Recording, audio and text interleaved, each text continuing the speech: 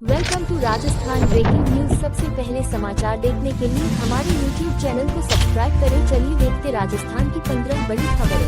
राजस्थान के सरकारी विभागों में अब नहीं होंगी जूम मीटिंग। राजस्थान के सरकारी विभागों में अब जूम मीटिंग ऐप के जरिए ऑनलाइन मीटिंग आयोजित नहीं होगी।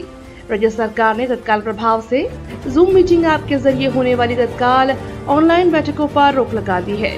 मुख्यमंत्री भजनलाल शर्मा के निर्देश पर प्रशासनिक सुधार विभाग ने सभी विभागों और राज्य के उपक्रमों के लिए सर्कुलर जारी कर दिया है। राज्य सरकार ने आदेश के पीछे सुरक्षा कारणों का हवाला दिया है। राजस्थान में राज्यसभा की एक सीट के लिए उपचुनाव होगा। राजस्थान में राज्यसभा की एक सीट के लिए उपचुनाव 3 सितंबर को होगा। भारत निर्वाचन आयोग ने तारीख का ऐलान कर दिया है। राजस्थान से राज्यसभा सांसद रहे केसी वेणुगोपाल का कार्यकाल जून 2026 तक था, लेकिन लोकसभा सांसद चुने जाने के बाद उन्हें राज्यसभा सांसद पद से इस्तीफा देना पड़ा था। ऐसे में राजस्थान की एक राज्यसभा सीट खाली हुई। सीट खाली होने के बाद 6 महीने के भीतर राज्यसभा सीट के लिए उपचुनाव कराए जाएंगे। संख्या बल के हिसाब से बीजेपी की सीट जीत का तय माना जा रहा है। जीत के लिए 99 विधायकों के वोट होना चाहिए, जबकि कांग्रेस के पास 66 विधायक है। राजस्थान में बांग्लादेश जैसे हालात। भारत के पड़ोसी राज्य के बांग्लादेश में चल रहे सत्ता विद्रोह के मामले को लेकर भारत में भी सियासत पूरी तरह से गर्मा चुकी है। भारतीय राजनीतिक पार्टियों के अलावा नेताओं द्वारा अपनी राजनीतिक रोटियां सेकने के लिए बांग्लादेश में हुए विद्रोह को भारतीय परिप्रेक्ष्य में लेकर तरह तरह के बयान दिए जा रहे हैं। देश की प्रमुख पार्टियां भाजपा और कांग्रेस दोनों की ओर से बांग्लादेश को लेकर वॉकआउट चल रहा है। इस मसले पर कांग्रेस नेता सलमान खुर्शीद ने बयान दिया है कि बांग्लादेश जैसे हालात भारत में भी पैदा हो सकते हैं।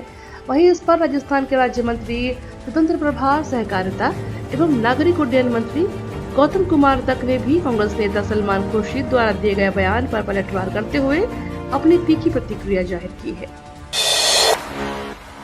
राजस्थान में उज्ज्वला योजना में शामिल होने वालों की कतार एलपीजी कनेक्शन का कर रहे इंतजार। प्रधानमंत्री उज्ज्वला योजना के तहत 1,33,000 महिलाओं को एलपीजी कनेक्शन के लिए इंतजार करना पड़ेगा। केंद्र सरकार का देश भर में उज्ज्वला 2.0 में 75 लाख कनेक्शन का टारगेट पूरा होने के बाद अब लंबित आवेदकों को नई स्वीकृति आने तक का इंतजार करना पड़ेगा। प्रदेश में केंद्र और राज्य सरकार से मिल रही गैस सिलेंडर पर छूट के बाद इस योजना में आवेदन करने वालों की संख्या में इजाफा हुआ है। रेलवे में नौकरी पाने का गोल्डन चांस, निकली 3,000 पदों पर भर्ती। भारतीय रेलवे की पश्चिम मध्य रेलवे जोन ने अपने विभिन्न यूनिट वर्कशॉप में 3,000 से अधिक अप्रेंटिसशिप की भर्ती निकाली है। इसके लिए ITI पास आवेदन कर सकते हैं। इसके लिए ऑनलाइन आवेदन 4 सितंबर तक करना है। अप्रेंटिसशिप करने के लिए इच्छुक युवा आवेदन ऑफिशियल वेबसाइट पर जाकर कर सकते हैं। राजस्थान में बारिश मचाएगी हाहाकार। राजस्थान में झमाझम बारिश का दौर जारी है। प्रदेश के कई इलाकों में बारिश ने तांडव मचा दिया है। सड़कों पर जलभराव की स्थिति बनी हुई है। ऐसे में आम लोगों के लिए मौसम परेशानी का सबब बन रहा है। दफ्तर, स्कूल आने जाने वालों को दिक्कतें हो रही हैं। अब मौसम विभाग ने 3 जिलों में भारी बारिश का अलर्ट जारी किया है, तो वहीं आने वाले 5 से 7 दिन प्रदेश में लगातार बारिश का दौर जारी रहने की संभावना जताई गई है। राजस्थान में 37,000 शिक्षकों के ट्रांसफर की तैयारी। राजस्थान शिक्षा विभाग एक बड़ा फेरबदल करने में जुटा हुआ है। दरअसल प्रदेश के कई शिक्षकों को अब विभाग इधर उधर करने की तैयारी में लगा है। प्रदेश के कई स्कूल ऐसे हैं जहां अतिरिक्त शिक्षक मौजूद हैं, वहीं कई स्कूलों में शिक्षकों का टोटा है। अब विभाग शिक्षकों की कमी पूरी करने के लिए कदम उठाने जा रहा है। ऐसे में प्रदेश के 37,000 शिक्षकों को दूसरे स्कूलों में लगाया जा सकता है। इस संबंध में शिक्षा मंत्री मदन दिलावर ने कुछ ही दिनों पहले निर्देश दिए थे। रेसलर विनेश फोगाट के डिस्क्वालिफिकेशन के बाद राजस्थान के राजनेताओं ने प्रतिक्रिया प्रकट की। ओलंपिक में अपना फाइनल मुकाबला खेलने की तैयारी में जुटी रेसलर विनेश फोगाट के अयोग्य ठहराए जाने के बाद पूरा देश हैरान है। विनेश का USA के प्रतिद्वंदी के साथ फाइनल मुकाबला था, लेकिन उनका वजन 100 ग्राम अधिक होने के कारण ओलंपिक प्रशासन ने उन्हें मुकाबले के लिए अयोग्य घोषित कर दिया। इस मामले पर राजस्थान के राजनेताओं ने भी प्रतिक्रिया दी है और इसे दुर्भाग्यपूर्ण बताया है। कांग्रेस नेता सचिन पायलट ने प्रतिक्रिया देते हुए कहा कि विश्व के श्रेष्ठ पहलवानों को पराजित कर ओलंपिक रेसलिंग के लिए फाइनल मुकाबले में अपनी जगह बना चुकी विनेश फोगाट को अयोग्य घोषित किया जाना दुर्भाग्यपूर्ण है। हम उम्मीद करते हैं कि भारतीय ओलंपिक संघ मजबूती से विनेश का पक्ष रखेगा और न्याय दिलवाएगा। हाई सिक्योरिटी नंबर प्लेट 10 अगस्त के बाद लगेगा 10,000 का फटका। हाई सिक्योरिटी नंबर प्लेट लगाने की मियाद खत्म होने के नजदीक होने से हल्ला मचा हुआ है, जबकि जमीनी हकीकत इससे अलग है। जिले में अब तक कुल पंजीकृत वाहनों में से महज 16% पर भी हाई सिक्योरिटी प्लेट नहीं लग पाई है।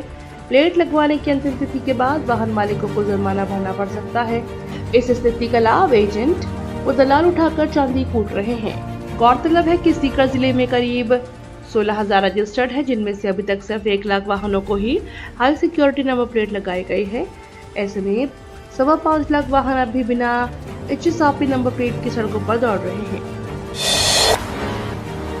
भजनलाल सरकार ने दी किसानों को बड़ी राहत। राजस्थान सरकार ने प्रदेश में किसानों को राहत देते हुए कृषि विद्युत कनेक्शन के बढ़े हुए लोड को नियमित करवाने के लिए स्वैच्छिक भार वृद्धि योजना लागू कर दी है। योजना के अनुसार किसान अब कृषि कनेक्शन के अनधिकृत बढ़े हुए लोड को आगामी 31 दिसंबर तक नियमित करवा सकेगा। योजना 31 दिसंबर 2023 तक जारी कृषि कनेक्शनों पर ही लागू होगी। योजना के अनुसार यदि किसी कृषि उपभोक्ता का विद्युत कनेक्शन भार बढ़ा हुआ मिला तो उस पर कोई जुर्माना नहीं लगाया जाएगा। राजस्थान में यहां पब्लिक हॉलिडे के दिन खुले रहेंगे सरकारी दफ्तर। राजस्थान के भजनलाल सरकार ने विश्व आदिवासी दिवस पर सार्वजनिक अवकाश की घोषणा की है, लेकिन अब विश्व आदिवासी दिवस के दिन अवकाश के बड़ी खबर सामने आई। राजधानी जयपुर में 9 अगस्त को छुट्टी वाले दिन भी सरकारी ऑफिस खुले रहेंगे। जेडीए सचिव ने इसके आदेश जारी किए हैं। वहीं जेडीए कर्मचारी यूनियन ने छुट्टी के दिन दफ्तर खोलने के आदेश जारी किया। श्रीलंका ने भारत को वनडे सीरीज में हराकर रचा इतिहास। श्रीलंका ने भारत को हराकर इतिहास रच दिया है। उससे टीम इंडिया के खिलाफ वनडे सीरीज का तीसरा मुकाबला 110 रनों से जीता। वहीं सीरीज पर 2-0 से कब्जा किया। श्रीलंका ने करीब 27 सालों बाद भारत को द्विपक्षीय वनडे सीरीज में हराया है। टीम इंडिया को बुरी हार में कई रिकॉर्ड भी बन गए हैं। टीम इंडिया ने कोलंबो में तीसरे वनडे में 9 विकेट स्पिन के खिलाफ गंवाए हैं। उसके बल्लेबाज स्पिन के सामने बुरी तरह से फ्लॉप हुए।